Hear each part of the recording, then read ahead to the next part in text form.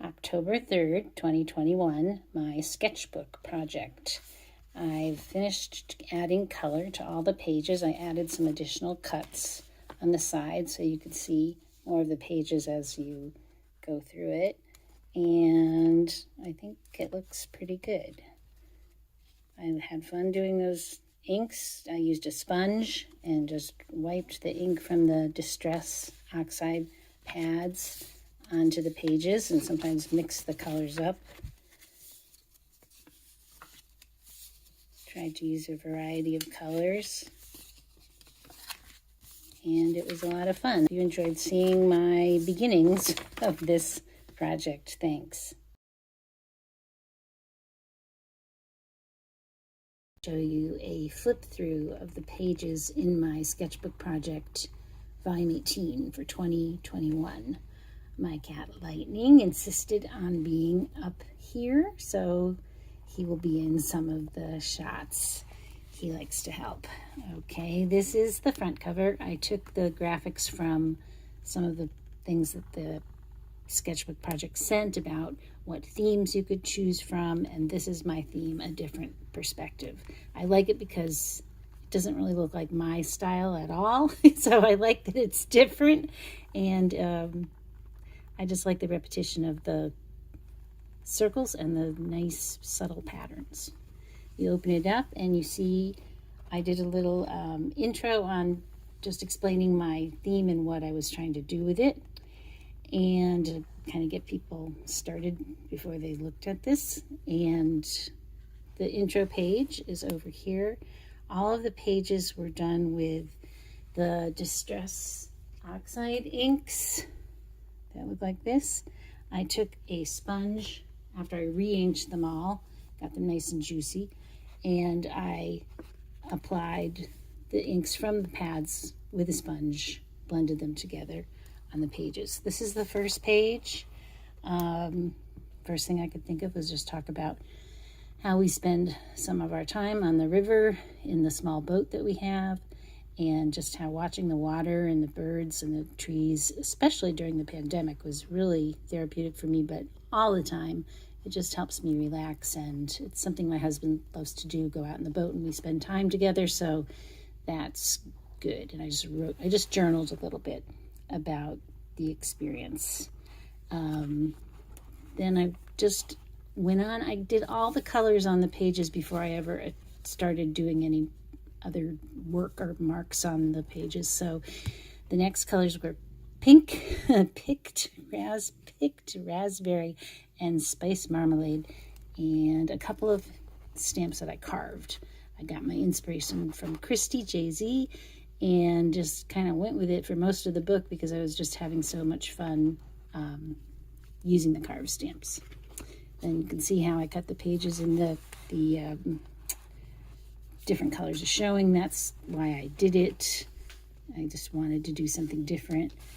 And this is not my carved stamps, but a nice carved set I got from my kids, and it's always fun to use it. Oh, this is my carved stamps on the bottom, the water, but the rest were in a set, nice set of stamps. Here I took one photograph. It goes across like this. That's the bottom with the reflections of the clouds and up in the sky, and I cut it into little bits. I just wanted to try something different instead of just putting a full photo like I did on the first page. And as I told my husband, Stephen, thank you, Lightning. You can go back there. This is one of my favorite pages. He said, really? I said, yeah, I really like the colors and the stamps and the freedom of the stamping. I really had fun doing that page, and I think it looks great. And speaking of carved stamps, when my kids were little, 12 and 15, they were really into Calvin and Hobbes, and they carved these stamps with lots of hints and rules from me about stamp carving, because you can cut yourself very, very badly. So you have to be very careful to keep your hands behind the blade, and you always go away, so, but they did a great job. They listened and did a good job, and I had fun adding their carved stamps to this. This has a bit of collage. This is a favorite stamp of mine, a favorite quote of mine that I produced when I had a line of stamps called Lena lines that were all quotes, and it was fun to add that to the mix.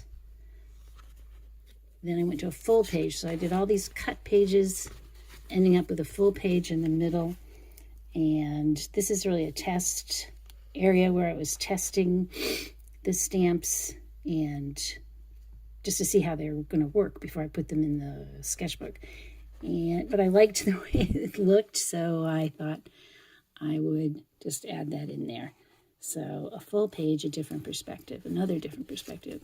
This page, especially this ice cream cone page, I worked over it so many times, but in the end, I am happy with it.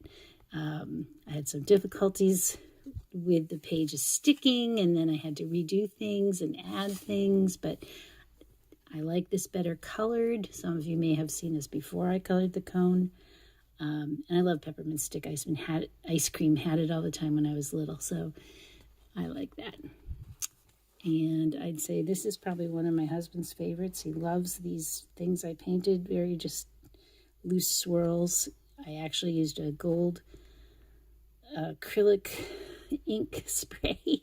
Sounds strange, but it's by Marabou, and it's really pretty as a spray, but I have this long brush, hairs on the brush, and I've used it before, and I thought that would be good. This picture down here, the sunset one night, really, really was as intense as that. And it just seemed to match the pages, the cut pages there that I colored.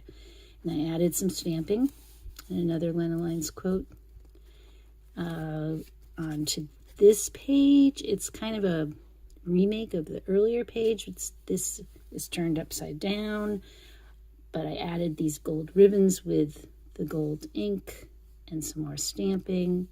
Those are all carved stamps I did. And another leaf page with some gold ribbons and some quotes. And this quote here is one of my all-time favorites. I don't know if you can see it. All blockages to my divine charisma have been safely nuked. A furious flow of creative ideas is beginning to sneak through me like greased lightning.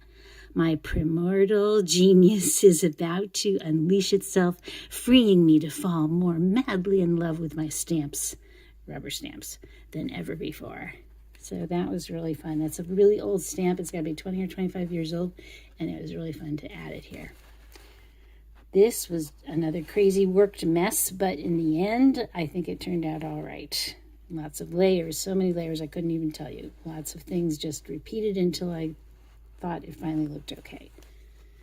And the last full page was done with watercolor crayons, and then I spritzed them and wet them so that they became more of a background instead of prominently in front with the bright colors. And more stamps with more quotes of things that I think of, like trust your intuition. On the back, and the back inside cover, just a little blurb, a little bio about where I live and our life and what's important to me. This is a picture Stephen took of me in 2004 when we were falling in love. And it's up like about 17 years old now, I think.